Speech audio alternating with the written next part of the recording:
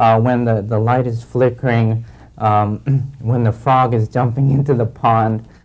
And the fish is so small, it's translucent. That says white, but white here means really translucent. So it's the play off of the faint white light of early dawn, okay, and the transparency of the small fish. And it's up to the reader to bring those two together somehow. The poem never tells you what the relationship is between early dawn, okay, and implicitly the sun coming up. It doesn't even tell you about the sun, it says simply early dawn, okay? And the little fish, it doesn't tell you what the little fish is doing or where it is. That's all left to your imagination. So each commentator says, some people say the fish are caught in a net. Some commentators say the fish are lying on the sand, okay? Some people say that he's come across the fish as he's walking. But and that's all of those interpretations are legitimate, and they're part of the art of haiku, that it elicits different kinds of interpretation and also forces the reader to jump across. It's kind of like a lightning rod effect. You jump between the two parts of the haiku, trying to bring them together. And it's only you who can do that. People get together to compose haiku, to talk about it. And the haiku, because it has a seasonal word, is the snapshot. It commemorates that particular meeting you had. The Japanese have been kind of satirized for carrying cameras around, but before the camera it was the haiku. So you went to climb the famous mountain and you composed the haiku, and that meant that you had been there, okay? And you pulled out your diary and you read that poem and it reminded you that you were there, or you could send that haiku to your friend to show that you had been there. 霧しぐれ、富士を見ぬ日ぞ面白き。In the misty rain, Mount Fuji is veiled all day. How intriguing.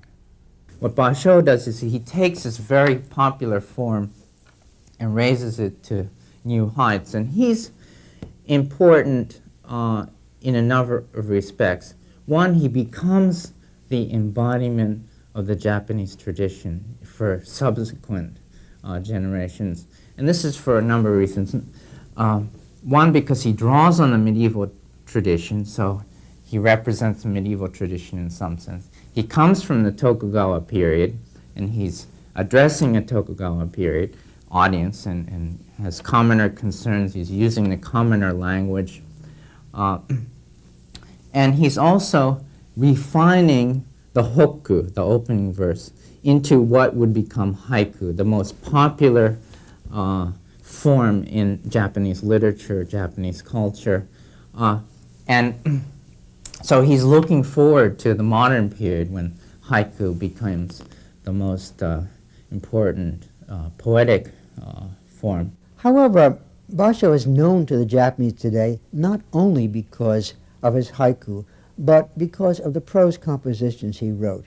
The most famous of his travel accounts is his journey to the north of Japan, which prior to this time was considered to be a very unromantic place. It was a cold and rather desolate place. But because of Basho, it is now the most popular object of pilgrimages, films, and so on. What's interesting about this is that Basho, at a certain point in his career, started to take on the poetic persona of the traveler, and of a particular kind of traveler, and that was the traveling priest in the No plays. And what happens in Oku no Hosomichi, or Narrow Road to the Deep North, which is his great masterpiece, is that Basho, the traveler, he not only travels around Japan composing poetry and composing on everyday life, but he takes the pose of the traveling priest and encounters the spirits of the past. So he's traveling both geographically around Japan as well as traveling back into the past. But for him, going to these places was a stimulus for composing new poetry. It was an excitement of being in places which he had heard about but never seen, and it was the occasion for composing some of his greatest poems. I think if you were to choose Basho's 10 greatest poems, assuming there are 10 greatest ones, I think at least 6 or 7 of them would be ones that are composed on this journey. Days and months are travelers of eternity. So are the years that pass by. Those who steer a boat across the sea or drive a horse over the earth till they succumb to the weight of years spend every minute of their lives traveling. There are a great number of ancients, too, who died on the road. I myself have been tempted for a long time by the cloud-moving wind, filled with a strong desire to wander. In Journey to the Narrow Road to the Deep North, the journey becomes a great metaphor. Travel is life. Life is travel. There's no end to travel. Just you die on the road, you're born on the road. And the road takes on several kinds of meanings. But it's a difficult journey. That's the narrow road. It's not an easy road. And the traveler is not just someone who's going sightseeing. He's someone who has cast aside all his belongings and basically becomes a beggar. And it's through that journey that he produces poetry. The account of the narrow road of Oku is short. It's only about 35 pages in most texts, but it took him 5 years to write it. And what this means, of course, is endless polishing, endless manipulation of the imagery until he was satisfied that he achieved it.